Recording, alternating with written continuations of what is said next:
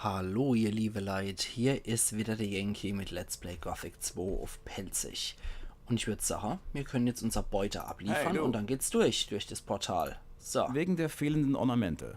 Ja? Ich habe sie gefunden. Das ist großartig. Jetzt habe ich sie alle.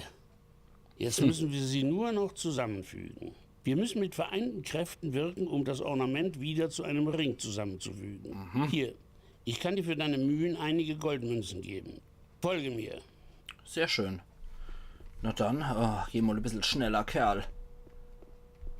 Ich glaube, der war das, der immer im neue Lager da hier und her geflogen ist, der immer in Mitte vom dem Tempel, den die du als Basis gehabt haben, der dann da die Höheflüge gemacht hat und Experimente getestet hat. Oh Mann, wenn die Kerle mal schneller gehen könnten als... Oh, so. Ach Gott. Komm, soll ich dich Archive? Oh, hopp. Beweg dich. Jetzt müssen wir wahrscheinlich zu Saturas gehen. Und die anderen Magier scheinen hier wohl auch schon auf den Weg sich gemacht zu haben. Schauen wir doch mal. Aber auf jeden Fall brauchen wir das Ornamentgedöns und dann können wir durchs Portal durch. Hätte ja auch sein können, dass der erstmal Bastelerbe leisten will. Was mich auch noch interessiert, det, wir haben hier ganz unten noch diese alte Steintafel. Kann ich die mittlerweile eigentlich lesen, jetzt nachdem ich die Spruch gelernt habe? Ja, tatsächlich. Die Kaste der Krieger hatte den Zorn unseres Gottes heraufbeschworen. Rademes, der Nachfolger Quahodrons, wurde gebannt, aber seine böse Macht erreichte uns selbst vom Ort seiner Verbannung noch. Wir waren machtlos dagegen. Adanos Zorn hat Charkenda getroffen. Das ist wohl der Name von der Stadt möglicherweise. Wir werden sehen. Wir werden sehen. So, die anderen heilige Klotzköpfe sind hier. Da ist so ein Altar. So. Und nun geh zur Seite. Okay, dann macht mal. Hokus Pokus.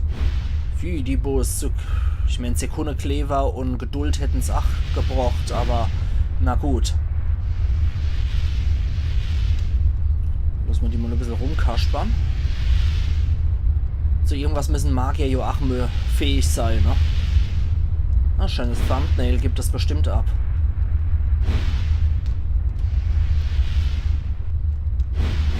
Wenn man keine Sekundekleber hat, braucht man einfach nur 6 Wassermagier. Ganz einfach.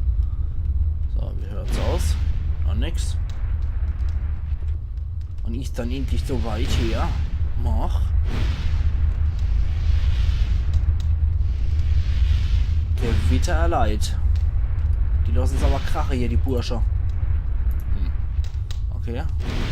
Ah, Das Eva. Ornament ist wieder zusammen. Geht doch. Da du uns die notwendigen Bruchstücke dafür gebracht hast, sollst du sie auch ins Portal einsetzen.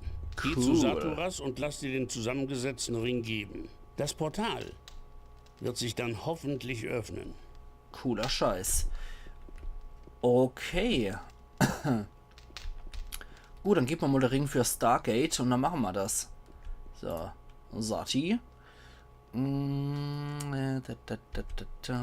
Hier erstmal. Was sind das für seltsame Erdbeben? Das ist eins der Rätsel, die ich versuche zu lösen. Das Gefüge der Magie wird irgendwo hinter diesen Bergen gestört. Ja. Ganz offensichtlich versucht da jemand mit aller Gewalt einen mächtigen Zauber zu brechen. Ich fürchte, es dauert nicht lange, bis die ganze Insel von diesem Beben heimgesucht wird. Nicht so gut. Kannst Das du mir hat etwas über die Magie ausnahmsweise mal nichts mit Drache Damit zu du tun. noch mehr im magischen Gefüge herumfuschen kannst? Nein, für solche Späße habe ich jetzt keine Zeit. Okay, dann hier. Gib mir den Ring. Ich werde das Portal öffnen. Gut, als neues Mitglied unserer Kinder soll dir diese Ehre zuteil werden. Doch Ja. warte ich noch auf eine Nachricht von Vatras. Bevor ich sie nicht erhalten habe, können wir noch nicht gehen. Ich habe eine Nachricht von Vatras für Na dich. Allah, gut. Ach, Gott sei Dank. Höchst interessant. Nun gut. Hier, nimm den Ring. Wir werden uns am Portal versammeln und auf dich warten. So. Wenn Nefarius recht hat, wird sich das Portal öffnen, sobald du den Ring dort einsetzt. Gut. So, da sieht man mal wieder, wie das Spiel hier arbeitet. Ohne die Botschaft von Vatras, kommen wir hier beim Add-on nicht weiter und ohne hier das Gedöns kommen wir sonst nicht mehr weiter in der Hauptquest, weil in der Hauptquest sind wir jetzt eigentlich definitiv geblockt, solange bis hier ein Wassermagier-Ersatz kommt. Ich weiß nicht, wie welcher von den Wassermagier der Ersatz ist, aber die sind ja alle viel zu sehr damit beschäftigt, hier das neue Gedöns zu erforschen, dass die sich erst hier reisen lassen, Ersatz zu schicken, sobald das erledigt ist, was wir hier in dem Gebiet haben. So, Merdarion, wie schaut's aus? Hier. Die Teleportersteine scheinen gut zu funktionieren. Du hast es tatsächlich getan? Du bist wirklich hineingegangen? Ajo. Ja, sie funktionieren offensichtlich immer noch. Unglaublich. Das muss ich mir nachher noch genauer ansehen. Gut. Hier noch? Kannst du mir etwas über die Magie beibringen? Wenn wir erstmal drüben sind, stehe... Ach so, das war der Landdauer, genau. Wenn wir erstmal drüben Hey, sind. du. Hier. Schon was... Es hat sich bestätigt. Die alte Kultur hat tatsächlich an Adanos geglaubt. Geil. Gut, Kronos, du bist Hey, der du. Händler hier. Hier. Sag, Blablabla, der kriegt auch immer einen Tagebucheintrag, wenn man da was holen kann. Schaden 100. Ich weiß ja nicht. Ja. Nee. Lass mal gut sein. Dafür müssen wir gerade unser Münze sparen für die geile Paladin-Klinge. Okay. Ja, was Was geht ab? nun? Worauf wartest du? Achso. Okay, bla bla bla. Der will, dass ich da reingehe. Und da brauche ich noch 10 Lernpünktchen. Kriege ich möglicherweise dann. Okay, Saturas ist 8 Uhr. Alle hopp. Ab durch Stargate. Aber vorher wird der Schmuck gespeichert. Haben wir ja die Yankee 1. So. Dann mach mal was. Hier. Wo wird denn das Ding eingesetzt? Hat da mal hier? Ja, sieht so aus. Und bitte den Kopf vor Goa'uls schützen. Wir betreten das Stargate.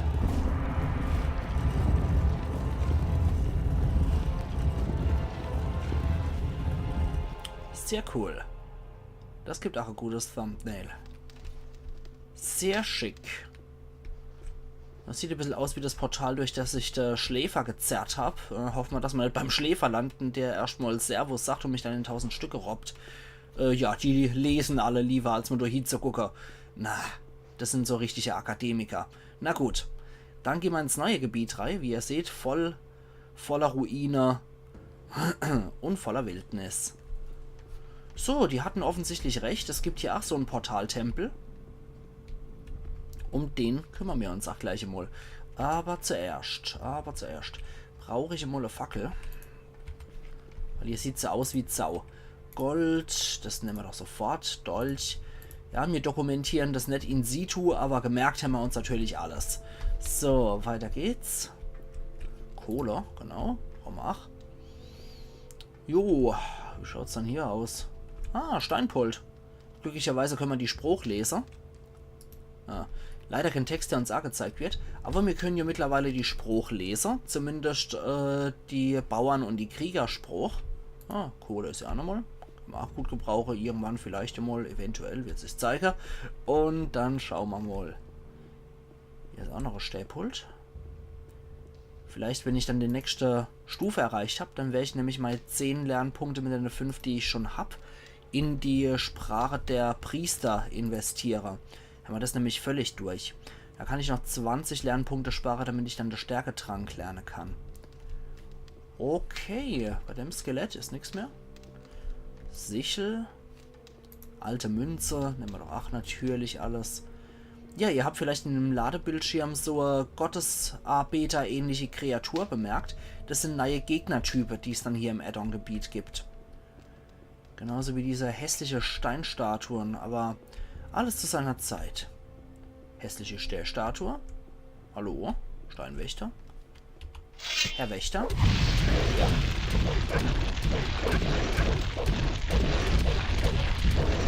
So. Willst du wohl aufhören, mich hier in den Dreck zu prügeln? Mistding. So. Nichts zu holen. Nichts zu holen, na toll. Und dann weiter gegen die Biesterkämpfer. Wir wollen ja keine böse Überraschungen haben. Deswegen attackieren wir die lieber so, wenn wir die einzeln wiederbeleben können. Es ist besser, die einzeln zu bekämpfen, als wenn sie im Rudel gegen ihn kämpfen. Weil die fügen dann doch permanent Schade zu. So. Es ist zwar nie viel Schade, den sie verursachen, aber sie fügen trotz allem permanente Schade zu. Wah. Das Geräusch ist echt so eklig. Okay, dann haben wir hier noch was. Können wir das überhaupt? Ja, also er liest offenbar sehr fleißig dort dran, aber wir kriegen doch keine Erfahrungspunkte, wenn wir dort dran lesen. Vielleicht ist es auch in der Spruch von der Priester geschrieben. Vor allem interessant, wie er die Städtafel umblättert. Okay. Naja. Immer weiter versuche, irgendwann wird es funktionieren. So, die Städtwächter haben leider nichts bei sich. Aber die wurden halt als Wächter konzipiert von dem alten Volk. Dementsprechend ist es ja logisch, dass die Dinger doch etwas härter sind als handelsübliche Gammelgegner. Alte Steintafel, Gletscherquarz, silberner Ring, edles Schwert. Oho, das kann ich wieder bei Harald gut verkaufen. Sockel. Na, da brauche ich dann später noch einen Gegenstand, genau. Edles Schwert, genau, das kann ich dann später bei Harald verticken. Dafür brauche ich was für den Sockel. Und hier kann ich dann auch einen Teleport kreieren, dass ich schnellstmöglich wieder in die New World komme. Also Khorinis Insel ohne Minental. So, also umgucken sollten wir uns definitiv nicht, dass wir irgendeine Städthafen noch verpassen. Weil die Dinger sind doch relativ nützlich, was unsere Fähigkeiten angeht, diese erhöhen. Unsere Attribute, ach. Södele, Södele. Hier haben wir noch einen Trank. Was für ein schöner Kleiner. Gut. Können wir immer gebrauchen als Herde mit. Ja, die ganze Relief und Wandmalerei, also der ganze Putz hier, eigentlich ist es ja kein Relief, das sind ja alles Wandmalereien, aber der Putz, wo die Wandmalereien drauf sind, scheint wohl stark abzubröckeln. Das heißt, da ist leider kaum noch was zu retten. Schade drum. Okay. Dann. Adanos sei Dank. Da bist du ja endlich. Joa, Wir dachten schon, du tauchst gar nicht mehr auf. Was? Wieso seid ihr schon hier?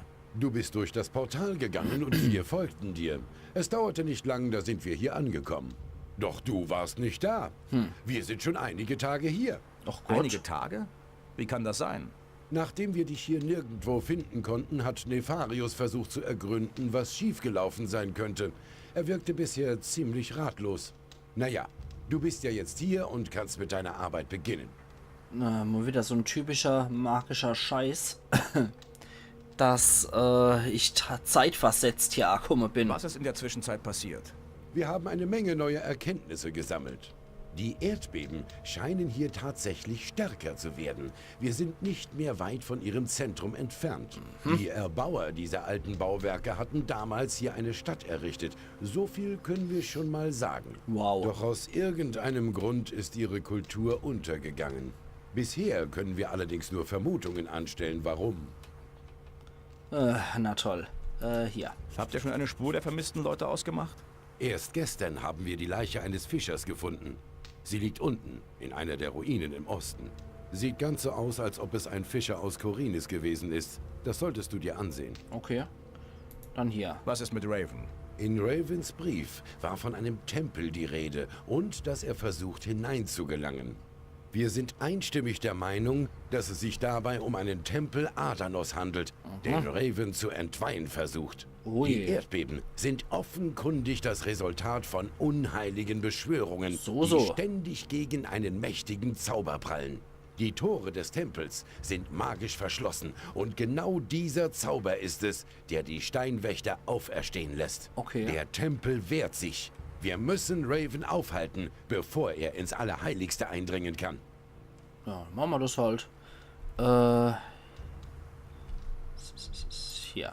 Raven ist nur ein ehemaliger Erzbaron, kein Magier. Wie soll er so eine Beschwörung durchführen? Vielleicht ist er es nicht selbst, sondern ein abtrünniger Magier, der in seinem Auftrag handelt. So oder so, wir müssen das Übel abwenden. Dann hier. Was will Raven im Tempel? Wir wissen nur, dass es sich um ein mächtiges Artefakt handelt, das irgendwie mit Adanos und Belia in Verbindung steht. Wir können wohl davon ausgehen, dass er damit nichts Gutes im Schilde führt. Wahrscheinlich. Okay, dann sagen wir den Plan A. Wie geht's jetzt weiter? Wir werden hier bleiben und weiter die alte Kultur studieren. Die alten Schriften der Erbauer bergen noch eine Menge Geheimnisse, die wir lüften müssen, wenn wir verstehen wollen, was damals hier geschehen ist. Du musst in der Zwischenzeit einiges für uns erledigen.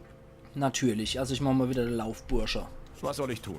Du musst Raven finden und ihn daran hindern, den Tempel Adanos zu entweihen. Du meinst, ich soll ihn töten? Wenn das der einzige Weg ist, ihn aufzuhalten, in Adanos Namen, ja.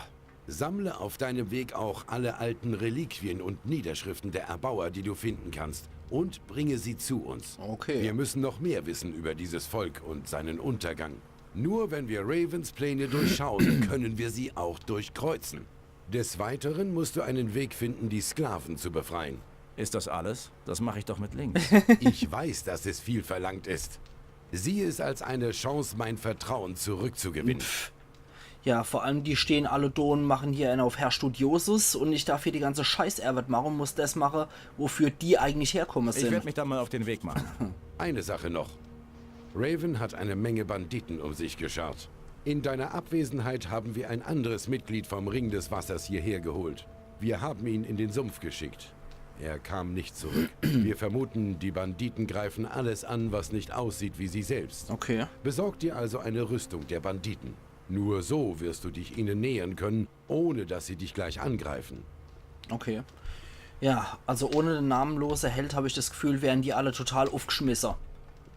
So, es ist wenigstens wieder Tag. Es beruhigt mich ungemein zu sehen, dass du noch unversehrt hier angekommen bist. Ja, Wie kann es sein, dass ihr vor mir hier angekommen seid? Wir sind durch eine seltsame Dimension gereist. Wer weiß, welche Irrwege du genommen hast. Und jetzt? Kann ich das Portal nochmal benutzen? Wir sind ja direkt hier angekommen. Es funktioniert offensichtlich ganz gut. Ich werde dich natürlich darüber unterrichten, wenn ich den Verdacht habe, dass es anders sein könnte. okay. So. Was hast du bisher hier gemacht? Ich studiere die Geschichte der Erbauer und versuche zu verstehen, warum sie das Portal verschlossen haben. Es sieht ganz so aus, als wollten sie damit die untergegangene Stadt vor dem Rest der Welt verstecken. Schreckliche Dinge sind hier vor vielen Jahren geschehen. Etwas Grauenvolles hat sich ihrer bemächtigt, wenn man ihren Aufzeichnungen Glauben schenken darf. Dann gab es kurz vor dem Untergang der Stadt einen fürchterlichen Bürgerkrieg. Die Straßen standen in Flammen und eine alles verschlingende Flut besiegelte schließlich das Schicksal der Erbauer. Die wenigen, die dieses Inferno überlebten, verschlossen diesen Teil der Insel in der Hoffnung, das Chaos hier einzusperren. Alle hopp. Oh Mann, hier wird so viel geschwätzt wieder. Sagtest du gerade, es kam eine Flut? Adanos selbst ist ihnen erschienen, um den Wahnsinn zu beenden. Er machte diese Stadt dem Erdboden gleich. Am liebsten würde ich einfach alles überspringen, so viel Gelaber wieder. Was hat die Erbauer denn so aufgebracht? Jemand aus ihren eigenen Reihen hat sich dem Bösen verschrieben. Er war ein großer Feldherr namens Quahodron. Heimgekehrt aus einer erfolgreichen Schlacht außerhalb der schützenden Mauern dieser Stadt, brachte er das Übel mit sich. All seine Anhänger verfielen kurze Zeit später dem Wahnsinn und begannen, das gemeine Volk zu bekämpfen. Der darauffolgende Bürgerkrieg legte alles in Schutt und Asche. So. Und wir Narren haben das Portal wieder geöffnet. Wohl ist mir dabei auch nicht, das kannst du mir glauben. Aber was hatten wir schon für eine Wahl? Wenn wir nicht aufhalten können, was hier am Werke ist, dann wird es Corinus vielleicht genauso ergehen wie einst den Erbauern dieser alten Stadt. Gut. Was glaubst du, werden wir hier finden? Darüber kann ich nur Vermutungen anstellen. Du solltest mal mit Saturas sprechen. Okay. Er hat da so eine Ahnung. Die Reise durch das Portal ist sicher? Bisher habe ich keine Bedenken. Gut. Ich hoffe, die anderen sind nicht auch solche Schwätzer. Warte mal. Schon neue Erkenntnisse? Die Erbauer dieser Ruinen faszinieren mich. Nur schade, dass ihre Sprache so tot ist wie sie selbst. Ihre mächtigen Rituale und Beschwörungen waren auch keine Rettung für sie. Beschwörungen? Die Erbauer hatten eine starke Bindung zur Geisterwelt. Wenn ich das richtig verstanden habe, dann glaubten sie in ständigen Kontakt mit ihren Ahnen zu stehen. Aha. Hierzu wurden regelmäßig Beschwörungen und Rituale abgehalten, um die Geister um Rat zu bitten oder Erleuchtung zu erlangen. Die Untoten, die ich kenne, hatten nie viel zu sagen. Die Erbauer haben keine seelenlosen Untoten erschaffen wie Zombies oder andere böse Kreaturen. Bei den Geistern handelt es sich um die Seelen großer Krieger, Priester und Herrscher. Bisher habe ich keinen Zweifel daran, dass sie wirklich existieren. Okay, dann hier. Wie funktionierten diese Geisterbeschwörungen? Die toten Wächter hatten ihre speziellen Formeln, mit denen sie die Geister besänftigten. Die Schilderungen, die ich hier finden konnte, sind jedoch teilweise sehr verwirrend. Nur selten erhalte ich klare Antworten auf meine Fragen.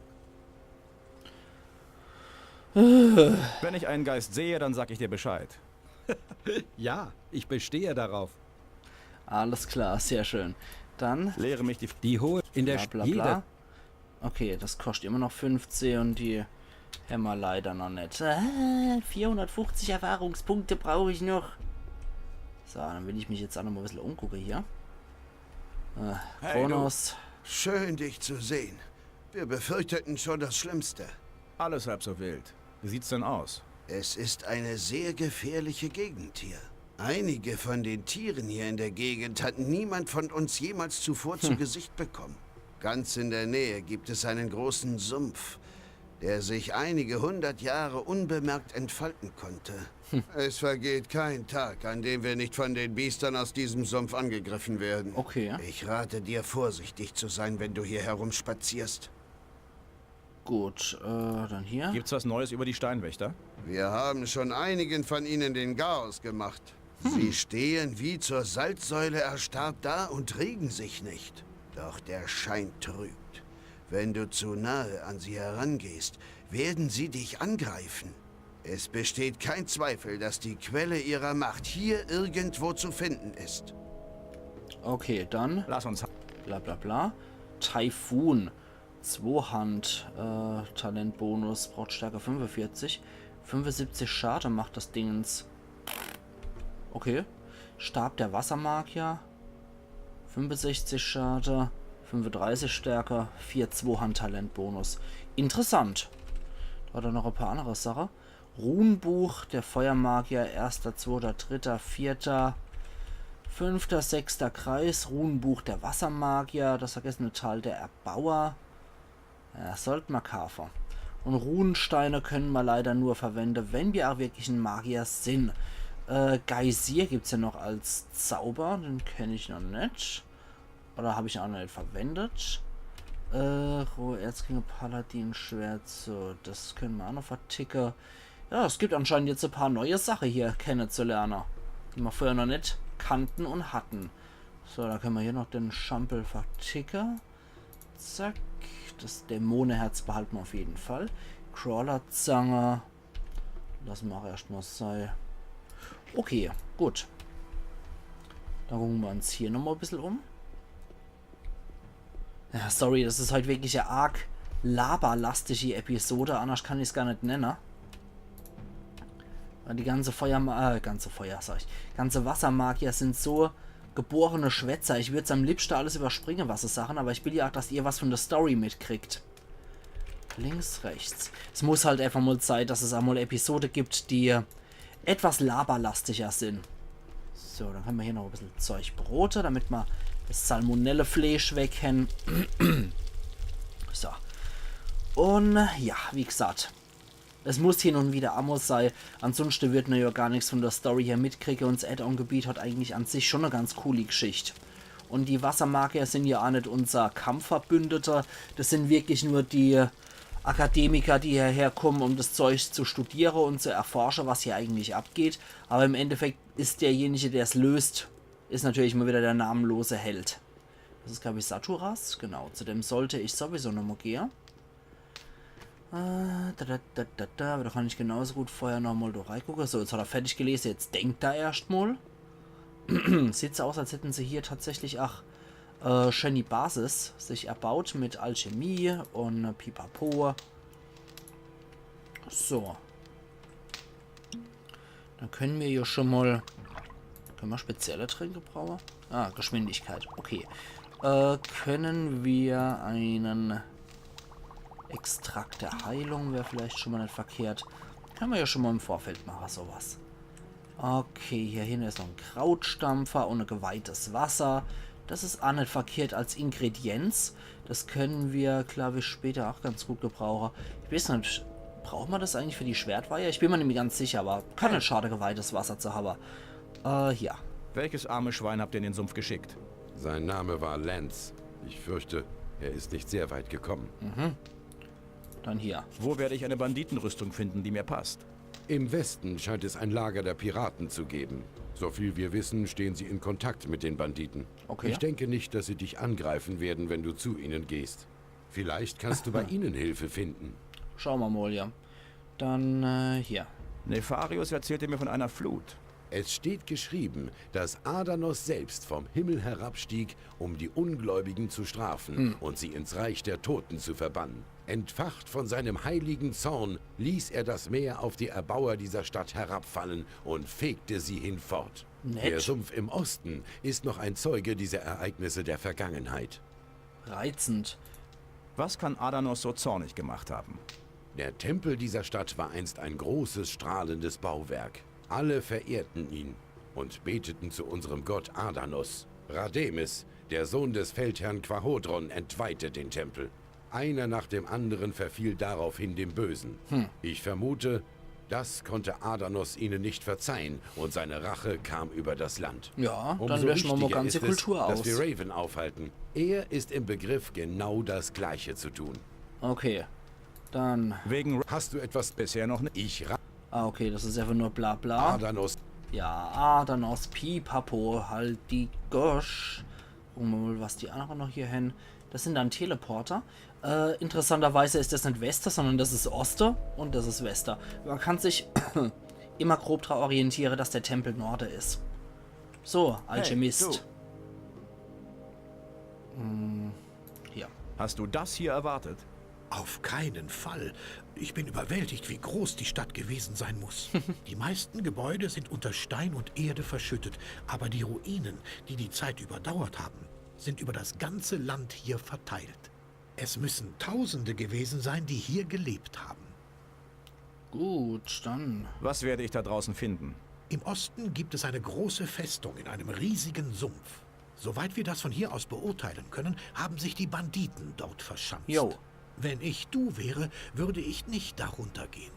Sie haben viele Vorposten und Wachen aufgestellt. Du meidest besser den Sumpf, bis du mehr Erfahrung hast oder einen Weg findest, die Banditen zu umgehen. Die dürfte ich mittlerweile Im Westen eigentlich haben packen. wir einige Piraten entdeckt. Ich bin mir nicht sicher, aber ich glaube, sie haben uns entdeckt.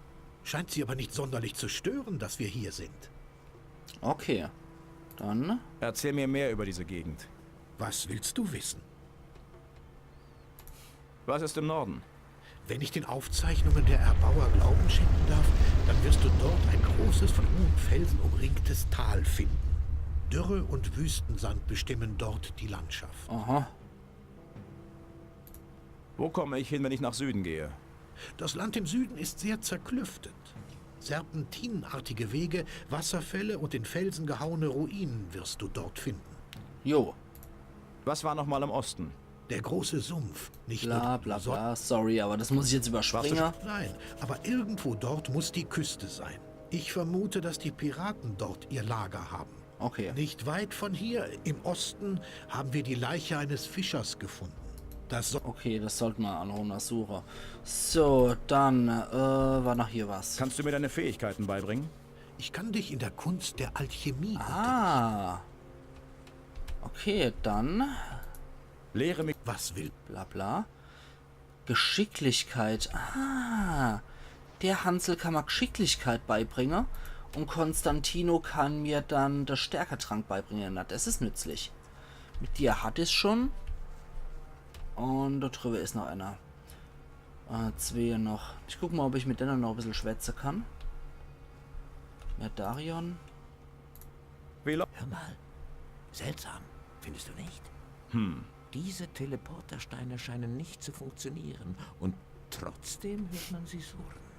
Obwohl sie nicht aktiv sind, ruht trotzdem eine gewisse Energie in ihnen. Energie, so. Was treibt sie an? Was treibt diese Teleportersteine an? Die Erbauer waren ein sehr weit fortgeschrittenes Volk. Sie haben sich Eigenschaften der Magie zunutze gemacht, wie wir es noch nie gesehen haben.